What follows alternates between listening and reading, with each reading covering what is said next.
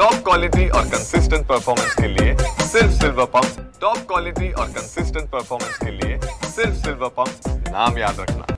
आमदार जितेंद्र आव्हाड आपल्या बरोबर आहेत। जितेंद्र आव्हाड जी विनायक राऊत म्हणतात आहेत शरद पवारांनी विश्वासघात केला म्हणून, खरंच केला का पुरस्कार देऊन? विश्वासघाताचा अर्थ काय असतो हे विनायक राऊतांना विचारून म्हणजे मला समजून घ्यावा लागेल विश्वासघात असतो काय।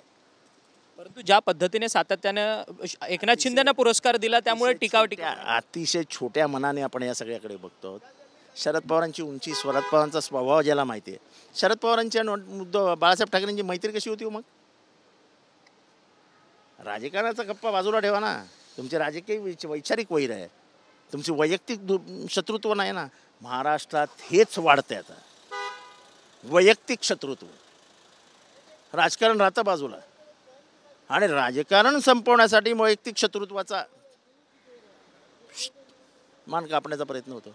शरद पवार त्याच्या वरती येतो, त्यांच्या मनात सूड, असूया, राग हे सगळं नाही आहे आणि म्हणूनच ते शरद पवार आहेत। आम्हालाही नाही पटत कधी कधी ते कोणाकोणाशी स्टेजवर असतात, पण ते शरद पवार आहेत, तो त्यांना नाही जमत आहे।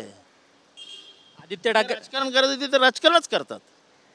मी 1000 वेळा समजून सांगितलं लोकांना की ते कधी उभ्या आयुष्यात BJP बरोबर जाणार नाहीत, कारण त्यांची बांधणीच मनाची आहे की ते पुरोगामी महाराष्ट्राचेच नेते आहेत, ते जातीयवादी महाराष्ट्राचे नेते होऊच शकत नाहीत।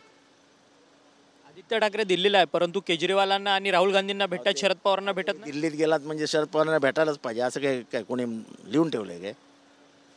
तुमच्या मतदारसंघामध्ये ढवळाढवळ केली जाते, काय नक्की नेमकं कोण ढवळाढवळ करतं? अजित पवार, त्यांना फारच हौस आहे माझं राजकारण संपवण्याची। त्याला आधी निधी दिला। कोणाला निधी दिला? त्याला म्हणजे तो जो उमेदवार माझ्या विरोधात होता, मग त्याला सगळी ताकद दिली। आत्तापर्यंत त्याला सगळीकडनं मदत फक्त अजित पवारांनी केली आणि कशात केली ते विधानसभेत सांगितलं मी। परंतु तुमच्यावरती ठाण्यात पण अनेक गुन्हे दाखल होतात आहेत, काय नक्की कोण करतं याच्या पाठी, कोण आहे?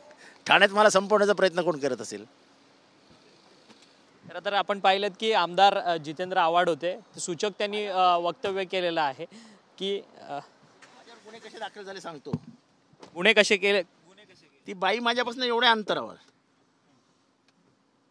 आणि हे खरं आहे की मी तिला सांगितलं की पुढे जाऊ नको, पुढे गर्दी आहे, टेप आहे। माझ्यावर 354चा गुन्हा रात्रीत दाखल होतो, टेप असून सुद्धा। बेलसाठी मी कोर्टात जातो, जज स्वतः विचारतो अरे ही केस कशी काय होऊ शकते?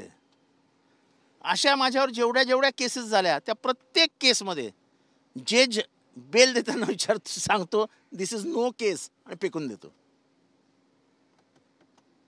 कारण तुम्ही पोलीस मॅनेज करू शकता, कोर्ट नाही मॅनेज करू शकत ना।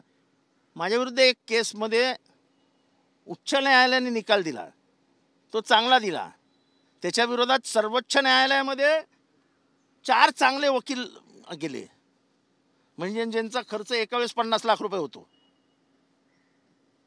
आणि मग निकाल आणला। त्या निकालाशी विसंगत अशी पोलीस चौकशी झाली। हे विधानसभेत मी सगळं काढणार आहे आता, की कसं एका हवालदारला सांगितलं गेलं की तिच्या बायकोला आण दाखवतो, नाही तर दे स्टेटमेंट, हे सगळं आता या विधानसभेत निघेल। ते कोणतं प्रकरण होतं?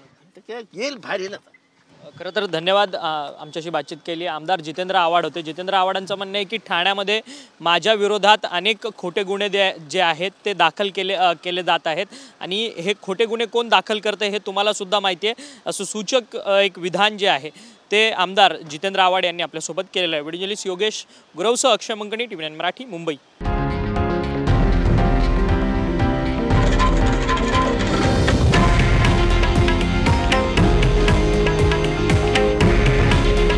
हे आहे देशातील नंबर 1 न्यूज नेटवर्क आणि आपण पाहत आहात TV9 मराठी।